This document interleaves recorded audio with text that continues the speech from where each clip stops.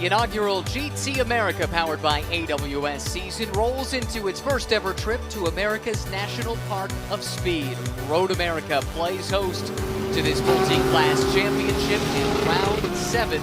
Make that round 9 of the season, coming off of a street festival in Nashville the last time out. Hello everyone, welcome to Wisconsin. My name is Ryan Marine, Calvin Fish alongside Amanda Busick in the pit lane, and it is a pleasure to have your company as we get set for 40 minutes of multi-class racing at one of the finest road racing facilities in the country. Calvin, great venue for this race and a fascinating lineup up and down the different classes. Championship definitely coming into perspective, but I want to start with the story on the outside of the front row, the return of Memo Gidley to top-level sports car racing. Great to see, along with the return of the Bentley Continental GT3.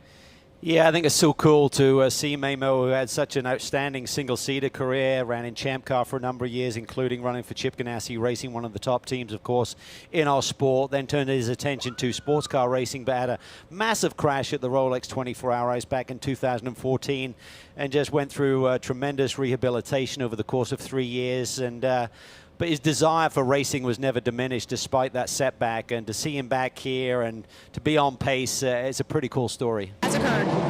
It's been a great season of growth for Jeff, no question about that. Wright Motorsports, an excellent operation. They've given Charlie a great Porsche to work with, and he's finished second in the Masters, but I think he's got his eye on the big prize, and with that overall championship lead and the fact that George Kurtz is not competing here this weekend, get back to action. Some of them competed at Nashville, but for others, it's been a big break since the rounds of VIR. Audi versus Bentley in the front row. Memo Gidley, Flying Lizard Motorsports with TKO Motorsports, about to bring the thunder once again, bringing that Bentley back into SRO America competition. The second row is all Porsches, with Charlie Luck and Andy Wilczek making his return for the first time since Circuit of the Americas. The green flag comes early, and here comes James Safronis on the loud pedal quickly. Gidley now slotting in line right behind in that big old Bentley. Then it's side by side further back with Jeff Burton making moves, taking a peek to the inside in the silver and red Lamborghini. Dascolo's around the outside there in the black and white machine, so he's trying to tuck back in there. Nice move there. He makes a move there on Charlie Luck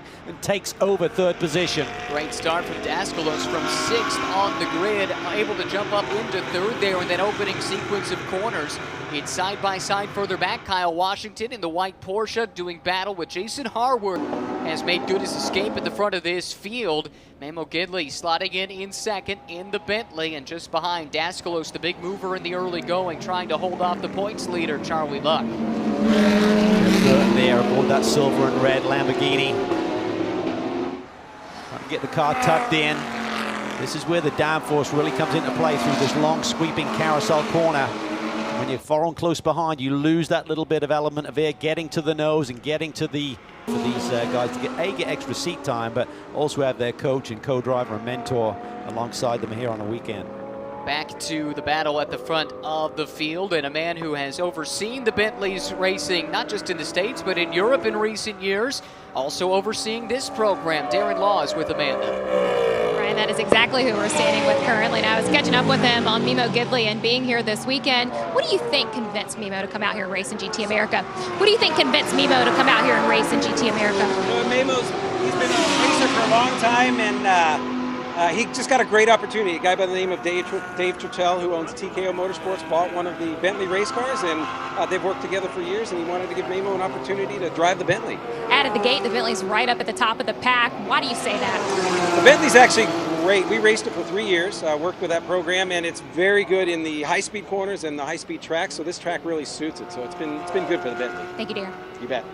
So for those who don't know, K-Pax Racing, which ran this Bentley in GT World Challenge America, but also GT World Challenge Europe last year. So the last several seasons, they've had experience running the Continental.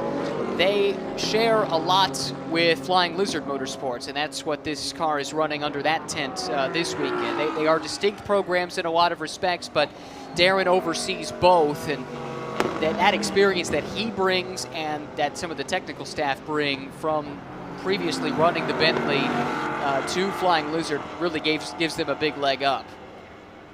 You Pretty meant good to on the do exit. that? Yeah. Should be meant to do that, or just got away with it? Well, he certainly got away with it, that's for sure, but maybe starting to feel the heat a little bit. Memo Gidley not disappearing out of the rearview mirror, and there's something to be said, too. A couple of veterans at the front of this field. They know how to take care of their tires, maybe not show their full hand early in the first half of the race, but you can see it on the clock. We're ticking closer to halfway through this 40-minute sprint race. Gidley knows how to get it done. If he's got the car under him, you better bet he'll be on the charge. Yes, it's really interesting to think about the emotion inside the cockpit and inside the helmet right now for both of these guys. Admittedly, James has been more regular than Memo has in terms of racing in recent years, admittedly now on a more of a part-time basis. He says, like, my customers come first with the GMG racing team, and then if there's the opportunity for me to go out and have a bit of a play without compromising their performance, I'll go and do it. Yet for Memo, he doesn't have a ton of seat time in recent years, so to be thrown in here and looking at the leader just in front of you, how will he handle it? I mean, you'd think with his experience, even though he's got to dig way back into his memory bank for that, he should be able to handle this really nicely and just try and really put on a concerted effort here in the second half of this race. Some of it will come down to who's protected their tires the best. Bentley has typically been very good in terms of that, not really abusing the tires, but the Audi is a very balanced car as well that James is running. Now, the other factor to keep in mind is with mixed class racing, there will be some out-of-class traffic to contend with as we get closer to the end of the race, and you never know, that can provide the opportunity that you need. If you're the trailing car, the leader just gets held up that little bit, and a veteran like Memo, he knows how to work that traffic. So does James, to be clear, but Memo the one in pursuit right now, and if that opportunity should present itself, he's ready to pounce. Oh, you bet. He's going to be looking ahead, and certainly his team, Flying Lizard Motorsports. We talk about the combination of them. It's really Flying Lizard Motorsport personnel running the K-Pax team. Jim Huey runs the K-Pax team, but majority of all of that squad come across from the Flying Lizard group. Oh, a little bit of a roadblock there coming out of turn 7. Cost Memo a couple of tenths maybe. It's that mixed class racing we're talking about, and did notice a couple shots ago, looming there in the background was Charlie Luck, making some inroads, it seems like, from time to time. Maybe not so much on the last lap, but 8.5 seconds off the race lead, 7.4 behind this Bentley right here, and we'll wait for it. There he is. Yeah, well, he cut working well. Don't see it twitching any. Had that big bold move down to the inside of some traffic in turn 5 there that looked a little bit desperate, but he still managed to scramble through the corner without running wide. Maybe we've probably learned a lot here today about what this Bentley performs like on a long run.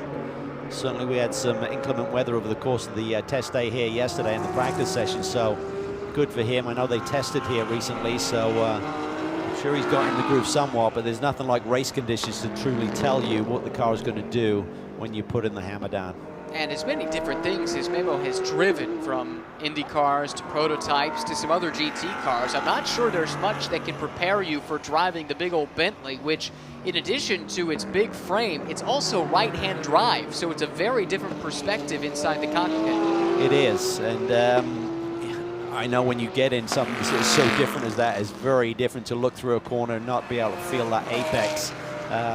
But, you know, you get used to it pretty quickly. Drivers are pretty adaptable, and I'm sure for someone of Memo's experience, everything is a new sensation with this big GT car, but I'm sure by this stage he's gotten used to that aspect of it. But I think he'll just be fine-tuning that car tonight, working with his engineers, working with the Flying Lizard team, looking at their notebook in terms of what the car has done before here, and looking at the clock here, looks like James is leaning in to chat with him, putting the water bottle up on the roof as we take a look at the results. Safronis from Gidley from Luck, the top 3. Luck the winner in the Masters class. Yeah, great performances throughout this field here today. Some great little battles going on, even if it wasn't always for the same class. But that's what's cool about this championship. 40-minute race, run flat out. Probably P0s are up to that.